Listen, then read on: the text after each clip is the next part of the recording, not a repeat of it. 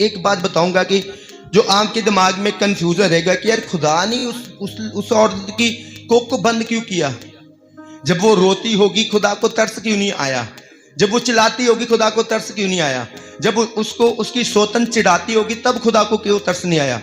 तो first number एक बात को ध्यान से समझ लेना कि जो परमेश्वर है वो इमोशनल बिल्कुल भी नहीं है। कि किसी को लगेगा कि शायद रोने के द्वारा मेरा मसला हल हो जाएगा। अगर रोने के द्वारा होता तो ये सोचो कि उसकी जो पत्नी थी पनिन्ना, उसके बेटे बेटियां हो गए। सिर्फ उम्र तो नहीं लिखा पर अंदाजा लगा सकते अगर किसी के 3-4 बेटे बेटियां हों तो कम से कम शादी को 8-10 साल हो गए होंगे कि नहीं? बताओ मुझको इतना होगा कि नहीं? अगर किसी के 3-4 बच्चे हो गए हों तो कम से कम 8-10 साल हो गए। सोचो 8-10 साल तक वो प्रार्थना करती रही पर उसकी प्रार्थना कोई असर नहीं लेकर आई और खुदा ने भी उसकी कोख को क्या किया? बंद किया। अब जिसके आगे वो प्रार्थना कर रही है उसी ने उसकी कोख को क्या किया? बंद कर दिया। जिसके आगे वो रो रही है उसने उसकी कोख को क्या है? बंद किया है। ऐसे भी कई लोगों की कई ऐसे बरकतें बंद होती हैं, वो प्रार्थना कर रहे हैं पर बरकतें तब भी बंद होती हैं। पर बाइबल ने कहा हन्ना ने एक मन्नत प्रार्थना की, जब मन्नत प्रार्थना की तो उसकी कोख खुली, खुदा ने उसको बच्चे की बरकत दी। उसके बाद जब उसने वो भेंट चढ़ा दी तो लिखा उसके बाद खुदा ने उसको और बेटे और बेटियां दी। अब सवाल जहां पर जे है तो कि खुदा ने उसकी कोख को क्यों बंद किया? कितने लोग समझना चाहते हैं? जब मैं भी ऐसे था तो मैंने जहां से एक वचन पढ़ा, मैंने कहा जी क्या लिखा है जहां खुदा ने उसकी कोख बंद की, तो मैंने कहा खुदा इसका क्या मीनिंग है? आपने कोख बंद कर दी। बाइबल तो मैं देखता कि आप बरकत देने वाले परमेश्वर, आप ऐसे ऐसे भांजों को माँ बनाते हैं, उनको बच्चों के द्वारा आनंद करते, तो जहां पर क्या है? तो फर्स्ट नंबर में आपको एक बात और बताऊं, जहां पर एक और वचन ध्यान से सुनना।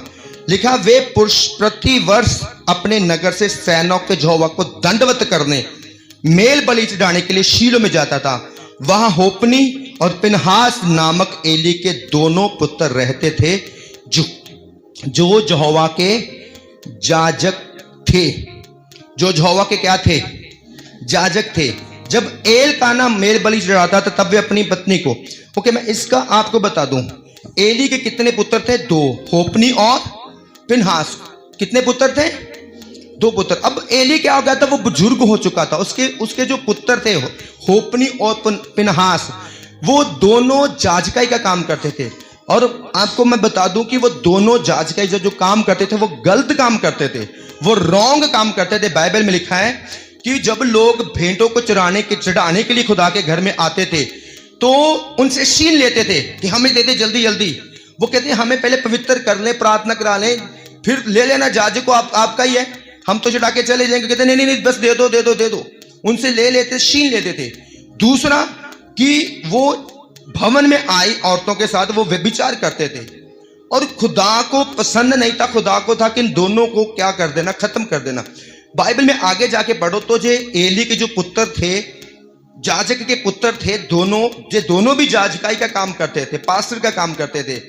दोनों को खुदा ने एक दिन में दूसरी सेना के द्वारा क्या करवा दिया था? मरवा दिया था। अब जे इनका जिक्र सोचो कि बाइबल में इनका जिक्र क्यों आया?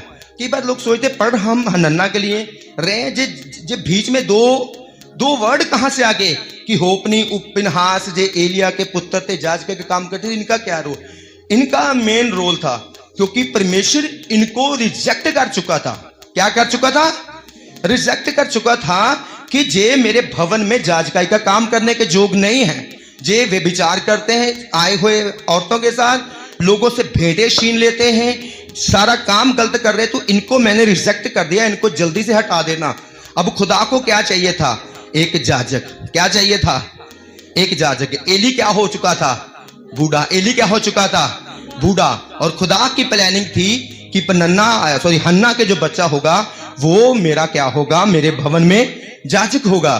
तो इसलिए अगर सोचो कि हन्ना के ऐसे ही बच्चा हो जाता, शादी की अगले साल बच्चा हो जाता, तो क्या वो अपना बच्चा जाजकाई के लिए देती? कितनों का समझ, कितनों का आया? समझ आया तो तारीफ करो प्रभु की। वो कभी भी नहीं देती यार ये तो मेरा बेटा है। पर जब सालों साल निकल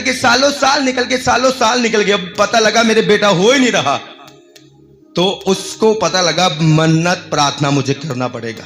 तो इसलिए उसने मन्नत प्रार्थना की, खुदा जो तू मुझे देगा वो मैं तेरे कामों के लिए, जांच के कामों के लिए तेरे भवन में दे दूंगी। और खुदा ने कहा अब तूने सही प्रार्थना की है। क्यों?